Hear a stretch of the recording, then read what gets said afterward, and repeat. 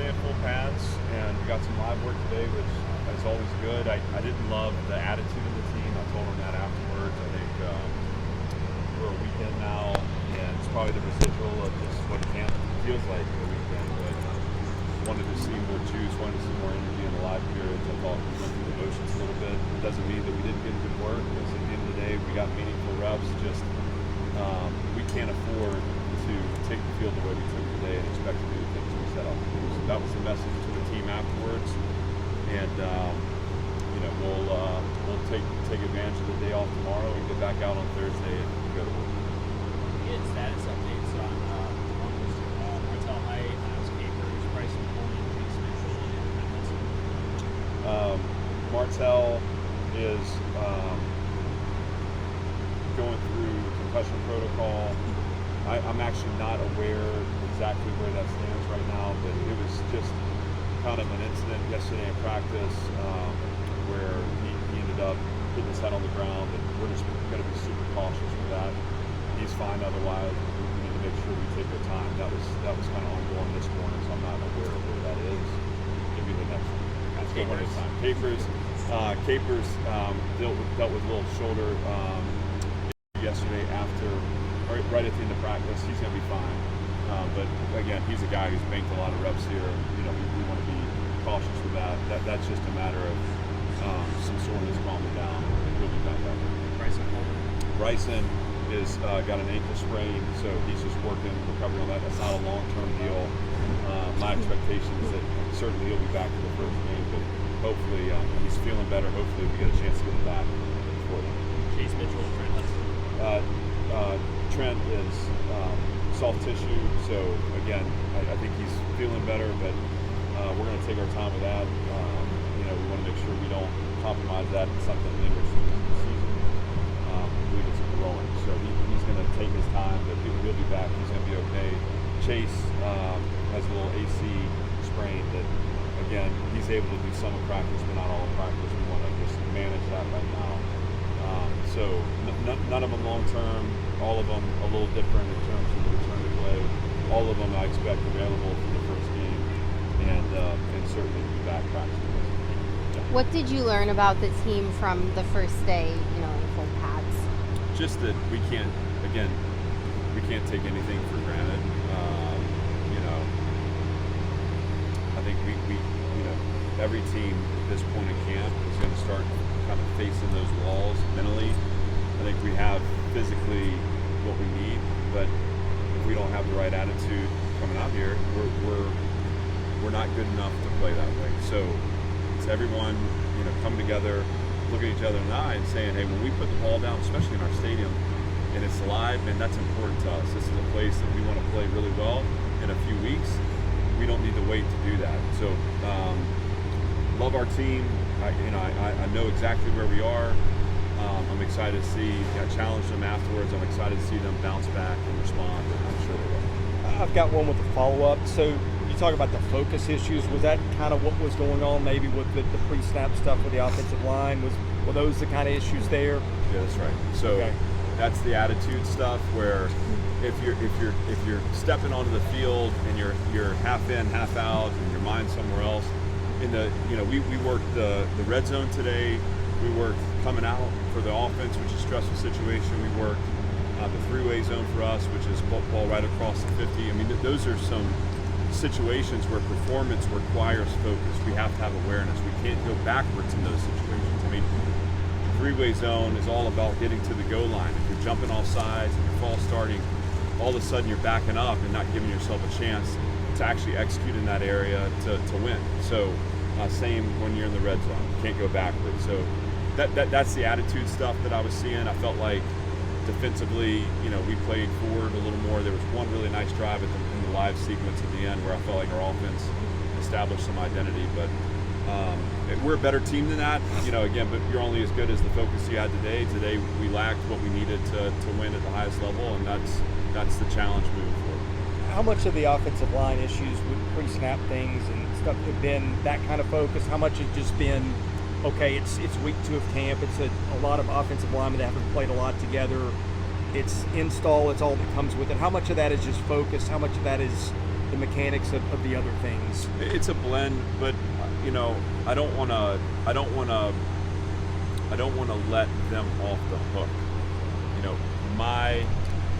My focus is going to be on their focus, right? That is what we control. I do think we have a lot on both sides. I think defensively, we started camp with everything in. That's just kind of how college football has become. You never really leave it. So they're seeing multiple fronts, multiple pressures, pre-snap stems, and that certainly slows down processing, but it should not impact knowing the cadence. That to me is inexcusable. So we'll work through some of those learning moments and those mistakes that are being made where maybe we lose leverage or we don't take the proper angle. That's coaching, that's teaching, that's developing. What we can't do is we're going on two and we jump on one. Okay? That's never going to work, and that is totally within our control, and I don't think we were good enough that way today. You said you know where your team is 25 days from the first game. Are they where you expected them to be at this point? In some ways, we may be a little ahead of where I expected from an installation standpoint, and just the way practice has looked to this point. There haven't been a ton of just blown assignments. It seems like there's been pretty good execution on both sides of the ball. Today, I saw a team that's dealing with being a week into camp and not.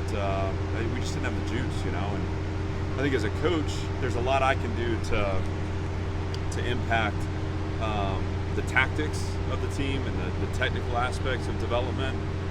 But the message the team needs to hear is that their energy, their focus, that's on them.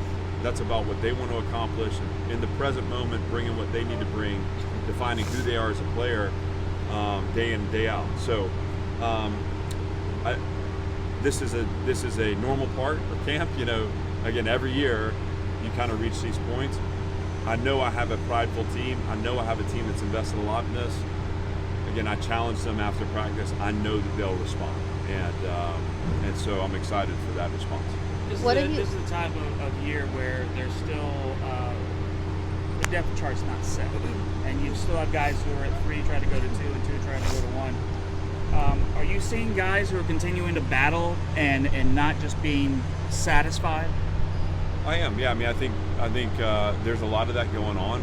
We'll get through this first scrimmage and really have as a staff kind of sit down and shape our second week of work. Towards the second scrimmage to really isolate some of those position battles for the starting job, where the 2s and 3s are sorting out, what rotations look like, and just as we get closer to the game, those things will start to define them. But yeah, these guys are all fighting for reps. I think the other thing too is when you have the injuries that we're sustaining, these little nicks and bruises that are going to hold some people out of practice, there's opportunity in that for other guys. And so how they take advantage, how they maximize those opportunities, that'll be really important with respect to setting that depth chart and really getting the best 11 involved. How big of an impact can Trey Richardson have this year? Well, at this point, we could. I think the sky's the limit on that. He's made plays in practice. He's outrun angles. His speed shows up. He's got a good catch radius and I think a natural catching ability. There's a lot to like about that. I think within our offense too, he adds an element maybe we haven't had on some of the sweeps and things like that. So really excited about Trey. Obviously, he's got to keep coming on, but he's done a great job at this point. And, we'll keep defining what that role looks like, but he definitely could be an explosive playmaker for us. How big of a transition is it for someone like him going from Division II, where he was a 2-sport athlete, to FBS SEC football? Well, I think it's a big adjustment. One of the things that we pride ourselves here on is having support for our players, having resources for our players, and so in some ways I think he probably feels that support, feels those resources. In other ways, he's had to adapt to, the way we train, the way we practice, I've been really impressed with Trey. The way he's handled himself, his availability, his attitude. He's been a great addition. So all good to this point. Obviously, the season introduces a whole nother level, right? And it's a grinder, but nothing to this point shows me he's not totally ready for that. He's going to be available to help us well. The speed he's got. We'll go to Rob. You guys have research on, like, that's going to affect the wind, right? That building there, and I assume down here too. Do you know what the wind conditions are going to be like for games? I don't. I mean, we'll be in here a bunch at varying times from now till we play. So we're gonna. This is our second time in the stadium. I know for sure we're back. Obviously Saturday, we'll scrimmage at night. We'll scrimmage in the morning, and then we'll kind of spend. I think I got 3 or 4 consecutive days scheduled in here. So by the time we come out of it, some of that's also to work at night and get under the lights and kind of get the sidelines together. We want to get the other board on and just kind of get a feel for how it sounds and looks. But let me come back to you on that once we get the. I hope that it's not that big of a difference, or if it is, I hope somehow we've set it up so that it only helps us. Maybe that will be the next step. On Richardson, the speed is a dimension you didn't have, or really since you've been here. Does that expand your playbook a little bit? Yeah, I think the plays are in the book. I mean, I think it gives us a chance to be a little more dynamic. And today, you start handing those jet sweeps off, and you got someone circling the defense. It's just, I don't know if I think it was yesterday. I mean, maybe it all runs together at this point in the year, but it could have been on Sunday. I think it's Dante Carter had an angle on Trey, and I mean, we didn't do a great job of. When the ball can run away from you, you have 2 fast guys running. I mean, the guy that has the head start will win, but typically, Dante at the right angle is down on the ball, and he was just able to get outside and circle us. And, again, that it all sets up hopefully what becomes also explosive pass plays. But he's a weapon that we haven't had, and I mean he has stood out here in the summer and then early in camp for sure. With the attention Eli Sowers is getting, I would guess there's going to be more defensive attention on him as well. How do you guys kind of approach that and navigate that? Well, part of it, I mean, you can't. There's only so much you can do if they're going to put 2 guys on them. There's ways to try to hide them in formation with motions. But what you hope is kind of to Chris's point. You hope that you're developing skill around him to where the choice to double Eli puts you in a situation where there's someone else that's got one-on-one coverage that can win. And we have those guys. I mean, whether that's Junior, Martell, Trey, on and on, Trent. I mean, these guys can, Richie, and so that's we have to work to get Eli singled up. We can do that with motion, formation, but we can also do that when the other guys are in rhythm and with chemistry with Diego. Because at some point, if you're going to put 2-on-1, then there's somebody with a 1-on-1. You got to make that choice. If we're dangerous enough around Eli, that's a more challenging choice to make.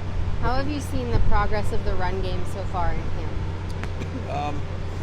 I don't know that it's where we want it to be. I think again, when I get frustrated with our attitude today, some of that is staying positive, and obviously we want to be positive in our demeanor, but I'm talking about positive yards. 1st and 10 to 2nd and 6, 1st and 10 to 2nd and 5, and today it was 1st and 10, 2nd and 8, 1st and 10, 2nd and 9. Like those aren't winning situations for the offense. That is about us moving people against their will. So, we haven't been synced up all the way yet. I think we've had flashes and moments. I think that group's really got to come together. We have added people that I think enhance our physical profile, but it's about chemistry and it's about being on the same page. And so those things take time.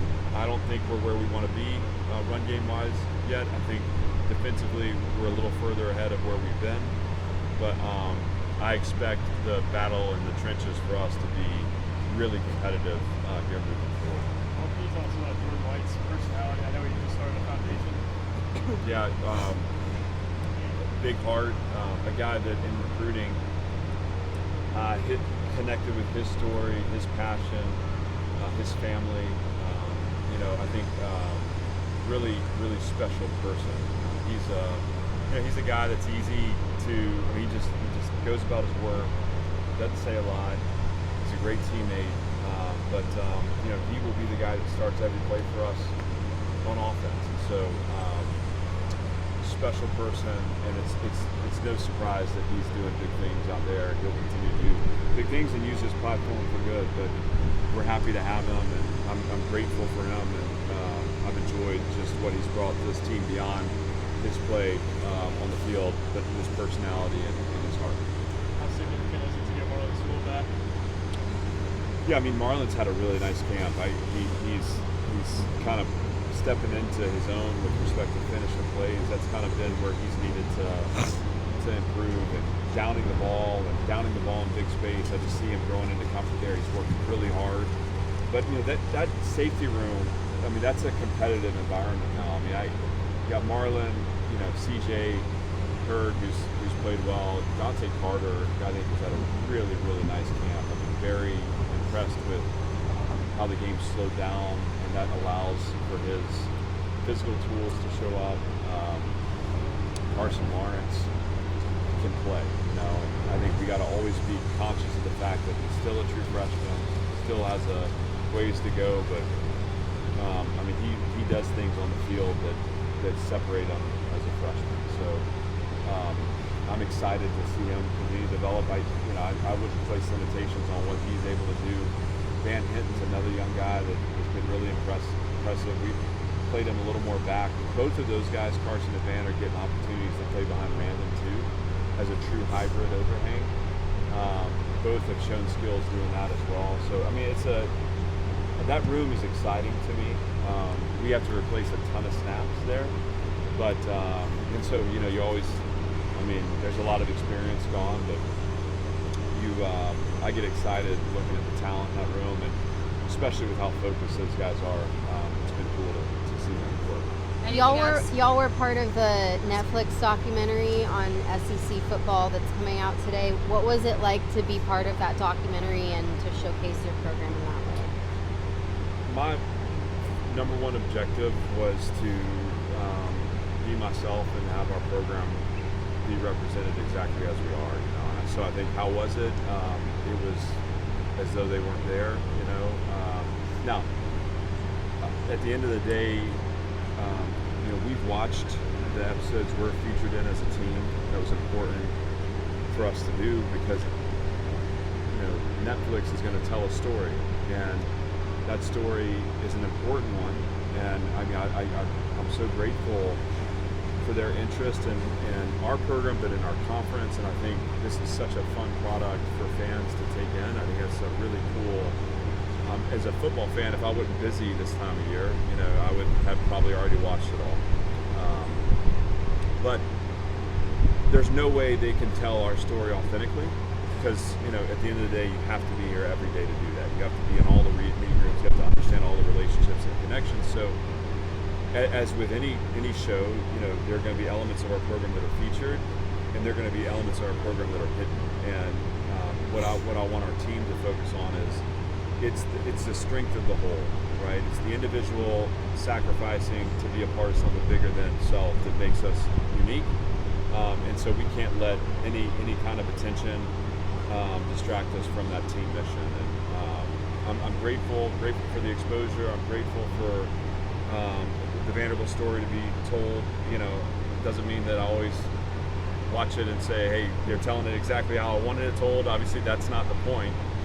But we have to be really mature how we handle that attention. And again, my job as head coach is when those cameras are here, I don't change how we operate. I don't change who I am. I don't change how I relate to the players. And so at the end of the day, what is seen is reality. And that to me gives them the message that we're going to be who we are. We're not going to put on a show. And that's how we help tell the story the best we can. Thanks, everyone.